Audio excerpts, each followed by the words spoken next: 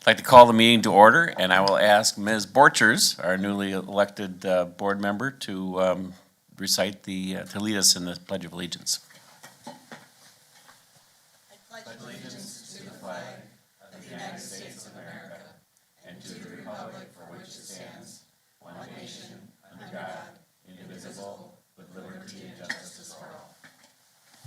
Thank you and welcome.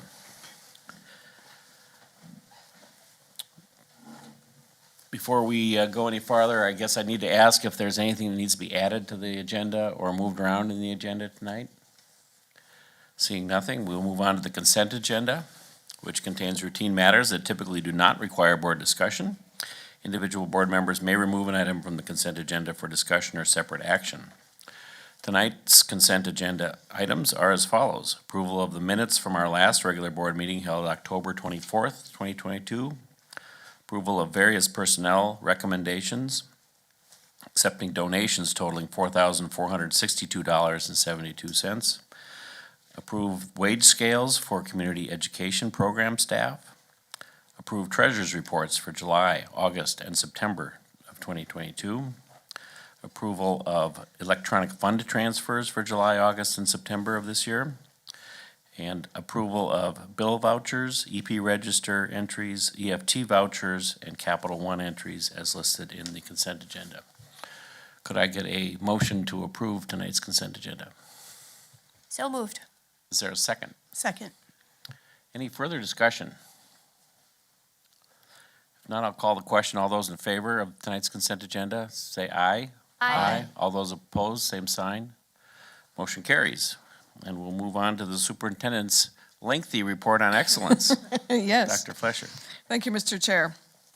This week is American Education Week, and there's been an official federal proclamation that offers gratitude for all of those who've made education their calling and who help learners of all ages and backgrounds reach their full potential. And I share in this gratitude for our outstanding staff. I also make a point to thank our parents and caregivers for their support and partnership in this journey. To that end, I would like to express our deepest gratitude to our resident voters who overwhelmingly supported our tech levy renewal last week. The referendum passed. The referendum passed with 67% voting yes and a favorable result in every one of our communities. And that's the best show of support since 1995. And passage of the levy ensures a predictable funding stream for our technology needs for the next 10 years. I speak on behalf of our entire organization when I thank our community for the support and partnership. Also on the ballot this week was the Orono School Board election with 3 open seats. Congratulations to Sarah Borchers, Wendy Lunsgaard, and Todd Madsen on their success. We also recognize the efforts of all 7 candidates over the last several months. The new and returning board members will be sworn in at the January 9th, 2023 board meeting. Veterans Day was recognized around the district on Friday, November 11th. Orono High School partnered with Rotary Club of Orono and the American Legion Post 514 to host a celebration honoring veterans in our community. I would like to thank our keynote speaker, Mr. Jamie Buscino, Army E5 Sergeant, for his motivational speech that was authentic and inspirational. We're so proud of our high school wind ensemble that performed musical selections honoring our country and all branches of the military service. Students around the district also celebrated and honored Veterans Day. Intermediate school teachers discussed the significance of the day with their students and asked them to create artwork, decorated lockers, and wrote letters of thank you to IS students' family members who serve. Our 4th graders learned a new song, We Remember, that was written by a teacher to honor our veterans. We're very grateful for all the efforts district-wide to recognize this important day. Fall sports recap. Our winter sports are now starting in earnest this week across campus, but we're very proud of our student athletes and our team performances this fall. So as a recap, congratulations to the Orono varsity football team who finished 2nd in sections and lost a tough game to Zimmerman in the 2nd section championship. Our young man and Coach McPherson should be very proud of themselves. Boys cross country finished 5th in state. Varsity runners were Owen Hurt, Gabe Hallen, Owen Chapman, Miles Miner, Jack Montgomery, Cooper Munch, Michael Rasher, Spencer Green, and Jack Thielander. Sindri Bonner also qualified for the girls' state cross-country meet. Orono girls swim and dive team placed second in sections as a team. Grayson Andreen was named section swimmer of the year. And the girls will compete in 8 events at the state meet this weekend. 200 medley relay, Kaylin Knutson, Sky Thalhuber, Haley Ball, and Mallory Knutson. 200 free, Grayson Andreen. 200 IM, Haley Ball. 50 free, Mallory Knutson. 100 fly, Grayson Andreen. 200 free relay, Ellie Davis, Sky Thalhuber, Mallory Knutson, and Grayson Andreen. 100 back, Riley Anderson. And 400 relay, free relay, Lila James, Ellie Davis, Addie Thalhuber, and Grayson Andreen. Go Spartans this weekend. Also, Minnesota State High School League just named Kayla Cullenbach and Avery Anderson AAA winners. This is a state honor for seniors who excel in academics, arts, and athletic. Congratulations to these outstanding athletes. Next, we have Unified Bocce.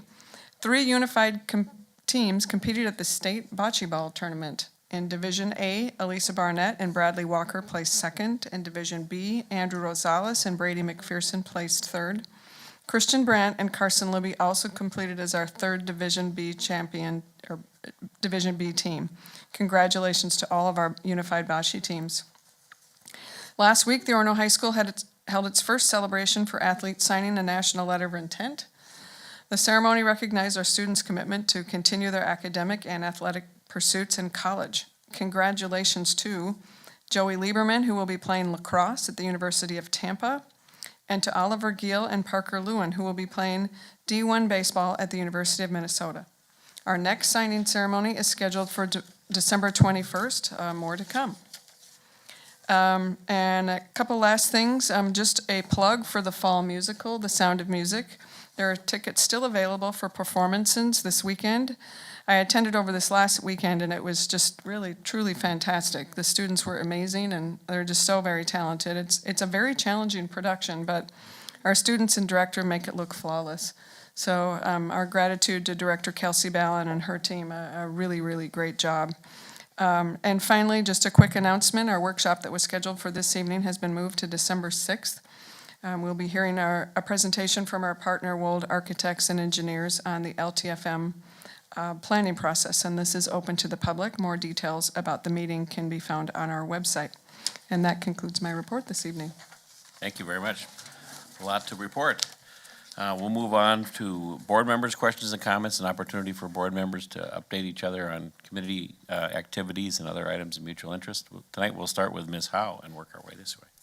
Thank you, Mr. Chair. I attended the Special Education Parent Partnership Committee meeting on the 28th, and that was the first meeting for that group this year. And Dr. Rulin presented on continuous improvement in the district, which he did to the board. And during that time, we had some really great feedback from some of the parents in attendance. So that was a great meeting. And then I also just wanted to mention that I attended I don't remember the exact date, you were there as well, the high school band concert.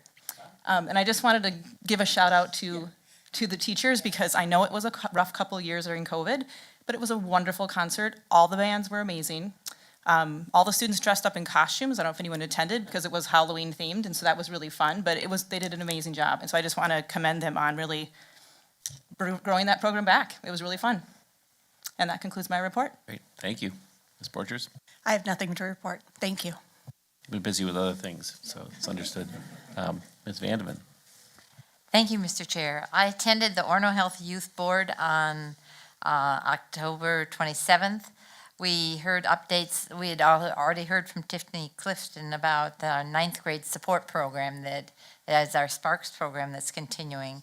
But she went into it a little bit more with the Orono Healthy Youth Board and talked about the fact that there are 6 students who are participating, and they've doing value finder activities and resources, how to access resources and things such as that. We also talked about another program that we support as Orono Healthy Youth is Live More, Screen Less. It's for our parents, and we decided, even though it's screening, we're moving to virtual for the parents so they don't have to have daycare, and so they can attend these. So this has been very successful. talked about the fact that there's a Mentor Minnesota volunteer training that went on for the mentors for both Sparks and Strive. And we're still looking for 1.5 Promise Fellows. So if anybody's listening, we really would like a Promise Fellow, some Promise Fellows. We approved the proposals for Empower You, which comes from, it was founded by Katie Dorn, one of our former guidance, high school guidance counselors. And it's building resilience, and it's a credit-bearing course at the high school. Resilience and mental health, and it's 8 to 16 weeks, and they get one elective credit for it. Well, they also have started a program called Happy Families, age 3 through 9, in terms of common language with families, in terms of how you support kids in their early learning years, in terms of common languages, working at that way. We also have a dental sealant program that is free with parent consent. And we are considering supporting Bunny Besties, which is having bunnies come into the high school, particularly the well-being of kids at high school. They have it at Minnetonka High School, and I guess it makes a huge difference, and particularly during finals. So we were talking about, because we can't have it in the school building, we're going to have it in the activity center. I also attended a Community Ed Advisory Council meeting on October 31st. The Community Ed staff is working through, as departments, they're coming together and working on their 3 goals, which are enhancing community engagement, excellent and consistent customer service, and growing programming and membership. And we went through all of the different things that Community Ed is doing. One thing that you haven't heard as much about is the fact that there's, in the early learning segment, we have getting together with classroom engagement model, which is training for teachers how to engage students in classrooms in the early childhood years. And also there is a nature-based training that's going on for teachers in the early childhood years. And that's the end of, and then we had finance and facilities that we'll hear the report of next at our next meeting. And we also had the policy reviews. We had 2 meetings, I believe, either 1 or 2 meetings with the policy committee. That's the end of my report. Thank you, Mr. Chair. Thank you. Mr. Bash? Yes, we had 2 policy committee meetings because our policy expert, Ms. Vandevan, is leaving, and so we wanted to get as much of her wisdom into this last couple meetings. And while you thank Martha and I for doing this, there's a tremendous amount of work that comes from Dr. Flesher, Dr. Woolen, Dr. Alger, and Abby to make this work, because there's one of the things. Mr. Westrom. And Mr. Westrom on the policy stuff too. One of the things that you'll see, especially in this 600 series, is the amazing amount of prescriptive detail from the state and how curriculum does. And sometimes it's conflicting, but we're spending a lot of time looking at state statutes trying to figure out exactly how to put these policies in place. And so this next section, you'll notice there's a lot of redlining to try to make it comply with the most recent state law, because people go to St. Paul and say, I can write a law that will help people, they'll teach better. And you can just see it just kind of cascades down law after law after law that we have to do. But again, we had to fit a lot in before Martha left, so we tried to get as much as we could get done. We had 1 finance and facilities committee meeting, not 2. And again, as Dr. Flesher said, we heard a report from WALD. They've been going around to every single building, and there's various categories: electrical, mechanical, plumbing. They're noting everything, whether carpet needs to be replaced, whether it's from roofs to carpet to cabinets. They're looking at everything and trying to give us give us and the staff a sense of what's the remaining life of that and what we're going to have to deal with that.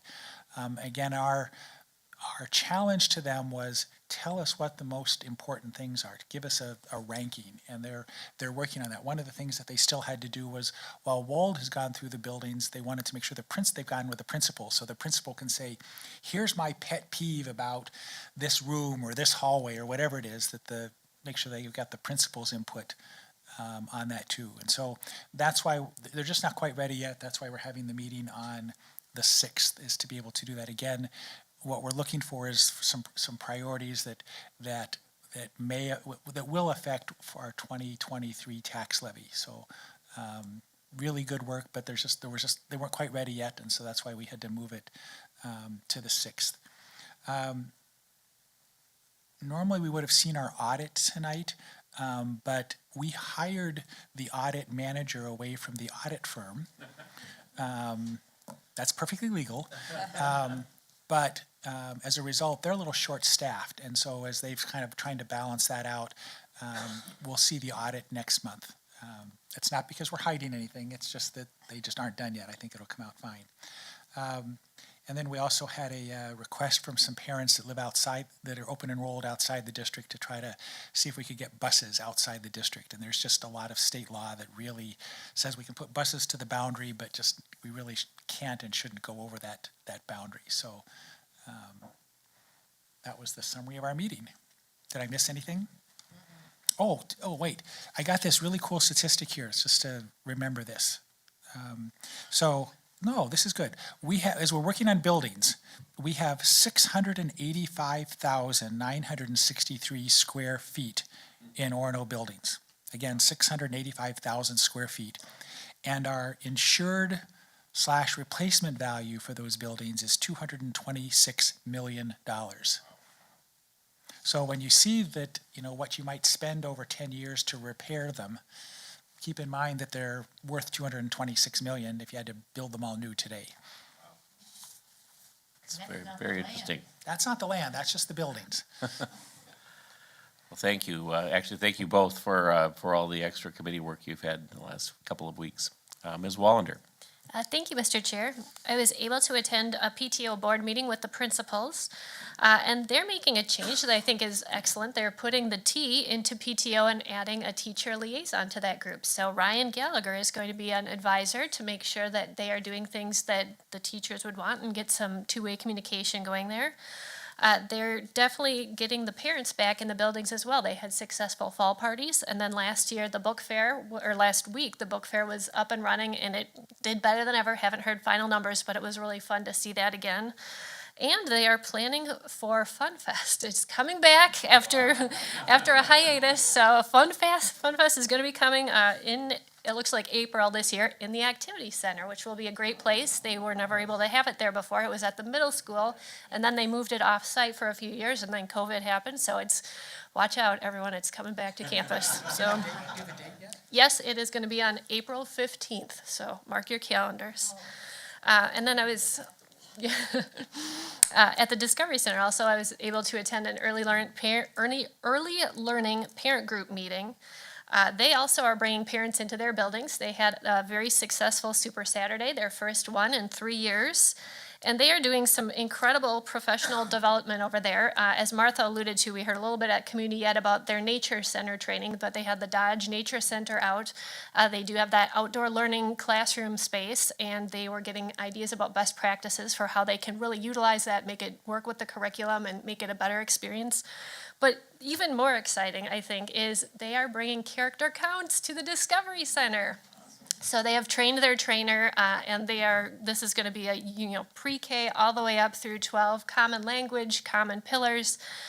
They had the funniest story. There's a parent there who has a Schumann child and a Discovery Center child, and the DC child came home with a character sticker on, and the big sibling knew, oh, you got a character sticker, because they're all over Schumann. So really fun to see that that's going to be a common theme for them, and those kids going forward to Schumann will know that program already. And that concludes my report. Great, thank you. I That's the only thing I would add is I was able to attend the Veterans Day program, and it was very impressive. And probably the most impressive thing was at the end, any number of high school students, I would say 3-4 dozen of them at least, came up to personally, shake hands with the veterans and thank them for their service. So I thought that was really spoke volumes about the character of our students. So it was really fun to see. Anything else for the board members' questions and comments? Seeing none, we'll move on to old business. First item of which is to act on the 3 policies that were introduced at the last board meeting. Policy 526, 528, and 801. Could we get a motion to approve those policies? Mr. Chair, I'll move that we approve policy 526, 528, and 801. Is there a second to that? Second. Any further discussion? If not, I would call the question. All those in favor say aye. Aye. All those opposed, same sign. Motion carries. And again, thank you to the policy committee. Any other old business that needs to come before the meeting? Seeing none, we'll move on to new business, which, again, a number of policies.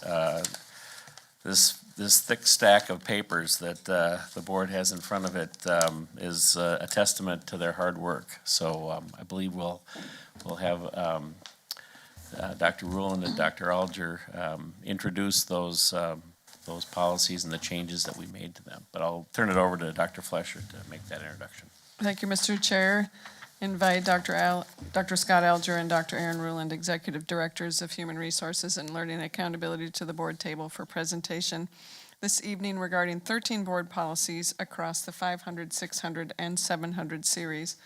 I continue, as we've all talked about, to thank the entire committee for their diligence. We've had a number of our both administrative as well as teaching staff who are obtaining educator licenses, administrative licenses, superintendent licenses, a part of the committee as well, just learning and listening.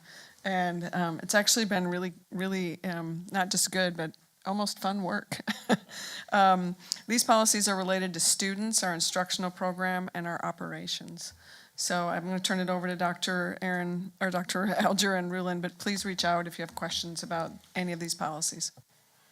Thank you, Dr. Flesher, Mr. Chair, members of the board.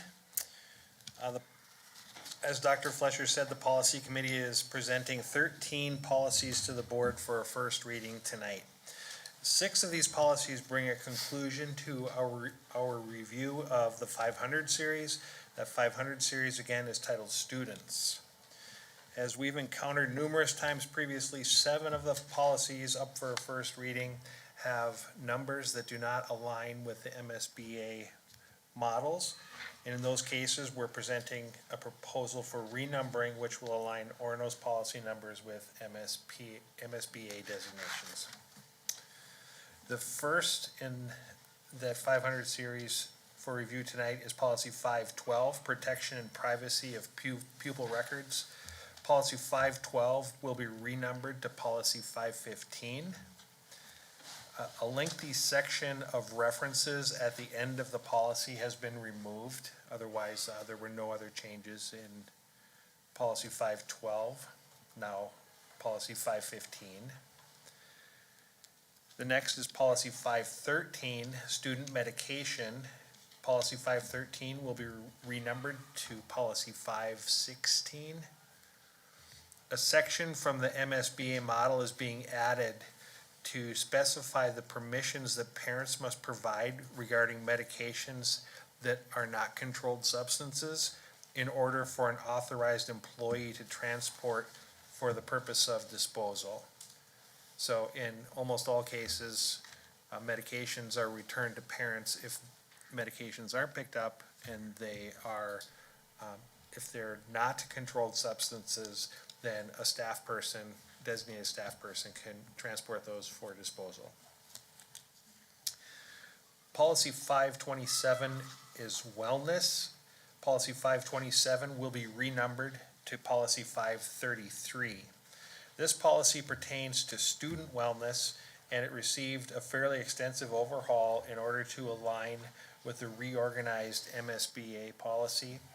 The committee proposes using most of the latest MSBA model, but did include the purpose, which is the very first paragraph of the policy, as it's currently stated in section 1 of the current policy. And I want to point out that today I discovered that while the committee agreed that the policy should read, the teachers may, specifically the word may, provide short physical activity breaks, the draft that is in board packets actually includes the word will, the teachers will, and the committee decided that it should be may. So I want to point out that when we come back for a second reading, that will be revised.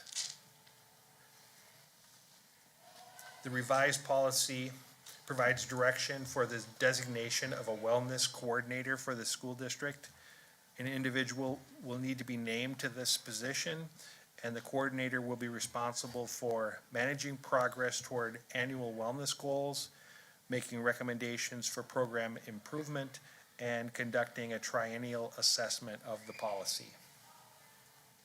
So those responsibilities and the position are new to the new draft policy. The next policy is 529, school-sponsored curriculum-related student groups and activities. Policy 529 will be renumbered to policy 508.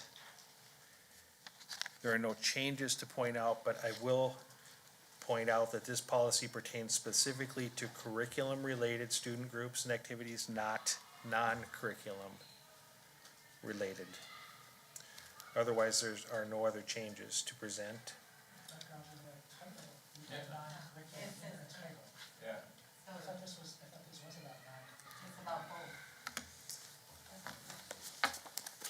I'm sorry, I was reviewing and I was certain that but no. The whole second section was non-curriculum, and that's what we Sorry, wanted yes, to make sure that we included. yes. Sorry, you're right. Thank you. Well, I wanted to make sure my comments were all lined up, but. Okay, so the next policy is 530, student sex non-discrimination. Policy 530 will be renumbered to policy 522. This policy was reviewed and approved in 2021, so this version that we're presenting contains only minor change recommendations. The majority of those are limited to the formatting of references to state statutes and codes of federal laws and regulations. The expectation is that at some point there will be directives from the Obama administration that will change some of this, but until those happen, we wanted to make sure that we have what the current, I say Obama, Biden, sorry. The president's, sorry. The Biden administration has talked about that they would make changes, but until those happen, we wanted to make sure that we have the current rules in place. Sorry about that. And the last policy in this series is 531, student surveys. Policy 531 will be renumbered to policy 520. The language change recommended within the new policy 520 is the addition of a sentence in section 4 that states the school district must not impose an academic or other penalty on a student who opts out of participating in a student survey. And that concludes the remaining policies in the 500 series. So I'll present the 600 series tonight. We have 6 policies, and I think that's a nice segue because it's another example of something that we have in practice. Of course, we wouldn't punish students for not participating in a survey, but the statute and the MSBA model policy recommends that, so we include it. We're gonna talk about 6 policies. Our numbers do match, but in some cases, we have new titles, which the policy committee is recommending we adopt. So the first one is another example. Mr. Bash talked about it earlier, district curriculum instruction and assessment. It's a policy that's guided significantly by the world's best workforce and the state's Read Well law. But we really have a strong continuous improvement and strategic planning process in place that covers this policy. So this policy 601 is currently titled District Curriculum Instruction and Assessment. The policy committee is recommending that we align with MSBA, and that new title would be School District Curriculum and Instruction Goals. That really reflects that emphasis in MSBA on goals and those statutory requirements related to school goals. So these statutes are aligned with World's Best Workforce and Read Well. We submit annual reports on both of those statutes every year that are very extensive. So as we looked at the MSBA model policy, it had a lot of those details in it. Just know that we kept it at a summary level. Know that administratively we're submitting those reports annually. Please also note that there's a recommendation to remove redundant language about academic standards and areas of curriculum and instruction. Those areas are highlighted in policy 604, instructional curriculum, which I'll talk about in a moment. So that's some of the struck language in that policy.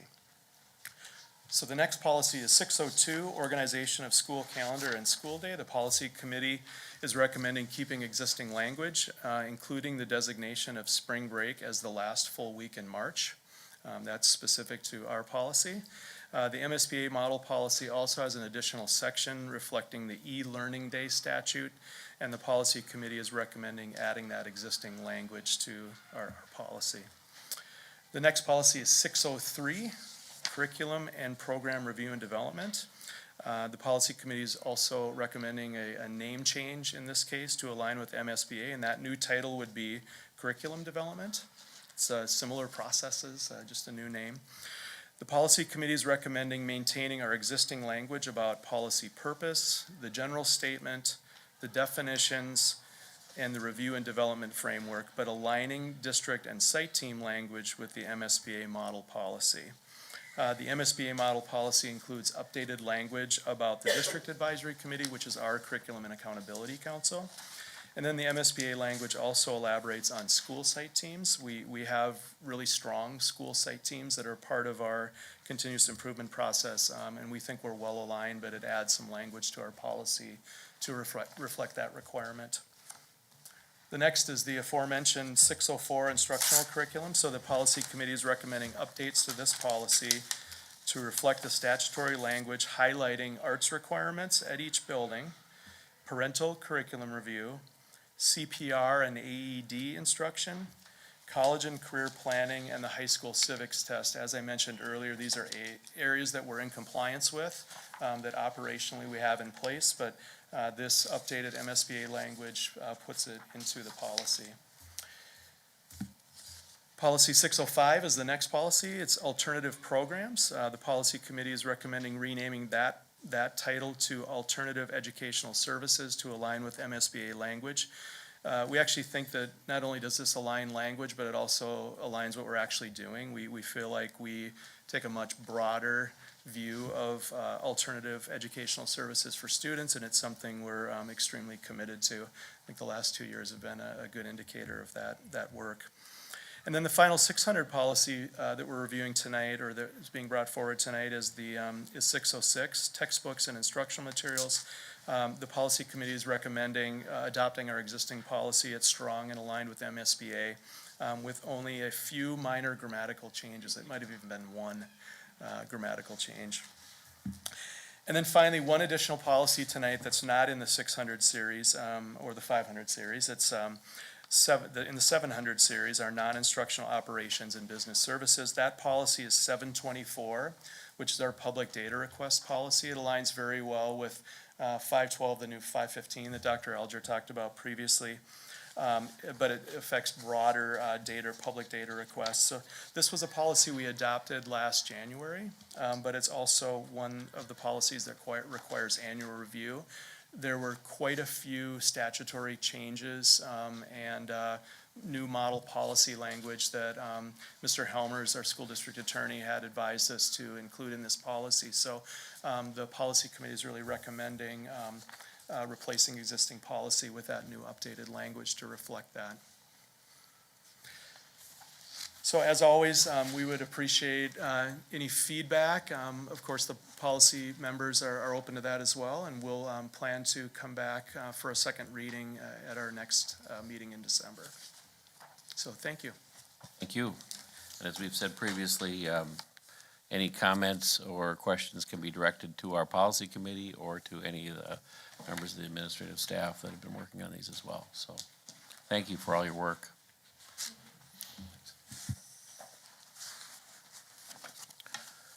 All right.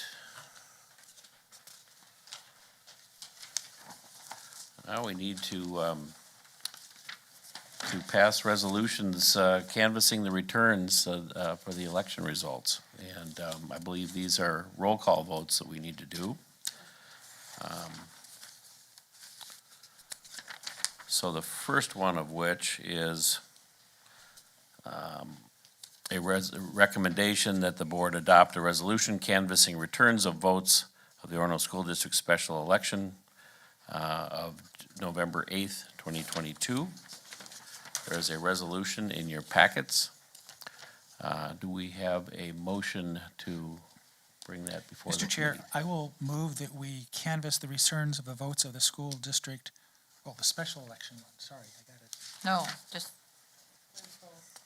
It's both? Yeah. Oh, okay, There's sorry. three that's separate. The first is this the is the tech special levy. election. Yep, the tech levy is first. Okay, I'm looking at the wrong ones. I gotta find the here, tech this levy. one.